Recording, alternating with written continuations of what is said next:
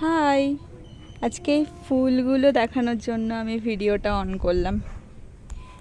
এটা কি ফুল জানো তো? এটা হচ্ছে রজনীগন্ধা। আমার ভীষণ প্রিয় একটি ফুল। তো আমাদের বাড়িতে জাস্ট গাছটা এরকম, আর এতগুলো স্টিক বেরিয়েছে, আমার খুব মজা হচ্ছে।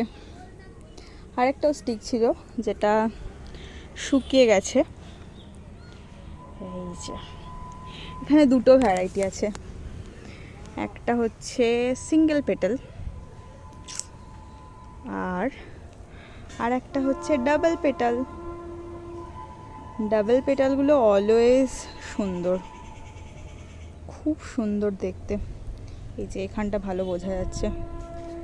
ফুলগুলো ঠিক ফুটতে পারে না, এইগুলো দেখতে যতটা দেখতে দুটোই অবশ্যই ভালো, দুটো দেখতে, বাট এইগুলো যে এত সুন্দর ফোটে, এগুলো পাপড়ির চাপে ফুটতে পারে না, দেখে হাসিও পায়, বাট খুব সুন্দর। এগুলোর গন্ধটাও অনেকক্ষণ থাকে, অনেক দিন ধরে থাকে, খুব সুন্দর লাগে। এই যে নিচের ফুলগুলো, যেটা ওপরটা শুকিয়ে যায় বাট ভেতরটা তখনও সাদা থাকে, তাই শুকনো ফুলগুলোও রেখে দিয়েছি, তুলে ফেলে দিইনি।